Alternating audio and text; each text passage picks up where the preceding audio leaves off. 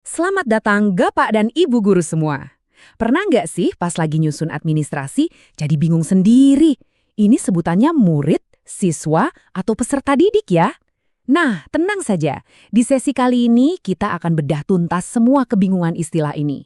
Tujuannya simpel, biar kita semua makin mantap dan percaya diri pas ngerjain administrasi. Yuk, langsung kita mulai. Iya kan, ini pertanyaan yang sering banget muncul. Murid, siswa, peserta didik, terus ada lagi RPP atau modul ajar. Aduh, mana yang bener nih menurut aturan paling baru? Daripada kita pusing nebak-nebak, mending kita langsung aja deh intip bareng-bareng ke sumber resminya, biar jelas. Oke, kita mulai dari yang pertama ya, soal sebutan untuk anak-anak didik kita. Ini penting banget kan? Nah, untuk menjawab ini, kita perlu lihat dua peraturan kunci yang jadi pegangan utama kita sekarang. Yuk kita lihat apa kata kedua peraturan itu. Nah, ini dia jawabannya Bapak dan Ibu. Ternyata jawabannya nggak cuma satu. Kuncinya itu ada di konteks. Gini, kalau kita lagi ngomongin standar proses yang diatur di Permen nomor 1 tahun 2026, istilah yang dipakai itu murid. Tapi kalau kita lagi merujuk ke peraturan tentang kurikulum, yaitu Permen nomor 13 tahun 2025, istilahnya beda lagi, yaitu peserta didik. Jadi intinya apa? Dua-duanya benar. Tergantung kita lagi mengacu ke payung hukum yang mana. Dan yang menarik nih, peraturan standar proses itu nggak cuma sekedar nyebut kata murid loh. Mereka sampai memberikan definisi resminya secara lengkap, seperti yang bisa kita lihat.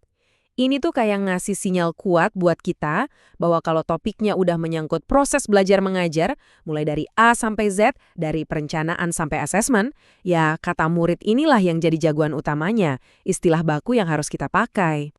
Terus gimana dong nasib kata siswa? Kan kita udah familiar banget ya sama istilah ini, udah mendarah daging gitu rasanya. Nah, walaupun kita sering pakai di obrolan sehari-hari, penting banget nih untuk dicatat. Di peraturan yang baru, kata siswa ini ternyata bukan lagi istilah resmi. Jadi, ya, pas kita lagi bikin dokumen administrasi atau laporan-laporan penting, mungkin pelan-pelan kita bisa mulai membiasakan diri untuk pakai istilah yang lebih pas sesuai aturan. Nah, biar gampang ingetnya, tabel ini ngerangkum semuanya dengan apik. Jadi, gampangnya gini aja. Kalau lagi ngobrolin atau nulis tentang proses pembelajaran, pakai kata murid.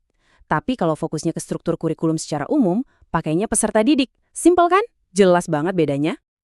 Oke, urusan sebutan anak didik udah beres ya. Sekarang kita lanjut ke pertanyaan krusial berikutnya yang nggak kalah bikin penasaran. Gimana nih nasibnya RPP sama modul ajar di era yang serba baru ini? Masih relevan atau udah ganti nama? Nah, siap-siap ya Bapak dan Ibu, karena yang ini perubahannya lumayan besar.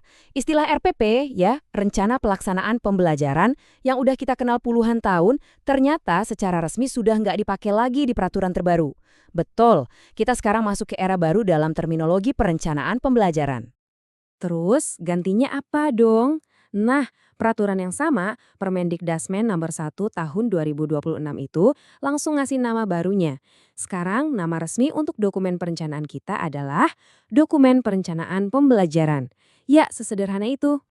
Dan coba lihat angka 0 besar di layar. Ini bukan cuma angka biasa Bapak dan Ibu. Angka ini punya arti penting. Istilah RPP dan modul ajar itu benar-benar 0 kali disebutkan di dalam peraturan standar proses yang baru. Ini penegasan yang jelas banget kalau kita memang harus move on ke istilah yang baru. Tabel ini ngasih kita kejelasan final yang kita butuhin. Jadi, poin pentingnya gini. Walaupun mungkin format yang kita buat masih mirip-mirip RPP atau modul ajar, nggak masalah. Tapi, nama resmi yang kita tulis di judul dokumennya itu harus Dokumen Perencanaan Pembelajaran. Ini istilah yang sah secara hukum sekarang. Oke, udah cukup banyak ya informasinya. Biar nggak lupa dan gampang diterapkan, yuk kita rangkum poin-poin kuncinya buat pegangan kita sehari-hari. Nah, ini dia contekan cepatnya Bapak dan Ibu. Gampang banget kok. 1. Kalau konteksnya standar proses, pakai murid. 2. Kalau konteksnya kurikulum, pakai peserta didik. 3. Untuk dokumen perencanaan, sebutannya Dokumen Perencanaan Pembelajaran. Dan yang paling penting, yuk kita mulai tinggalkan siswa dan RPP di dokumen-dokumen resmi. Dijamin, administrasi kita jadi rapi dan sesuai aturan terbaru. Pada akhirnya kan Bapak dan Ibu, urusan istilah ini sebetulnya cuma alat ya, bukan tujuan utamanya. Dengan adanya kejelasan ini, energi kita nggak habis lagi buat debat soal nama. Justru sekarang kita bisa curahkan semua fokus dan energi kita ke hal yang paling penting, yaitu merancang pengalaman belajar yang benar-benar bermakna dan berkualitas buat setiap murid kita. Terima kasih banyak sudah menyimak, semoga pencerahan singkat ini bermanfaat ya.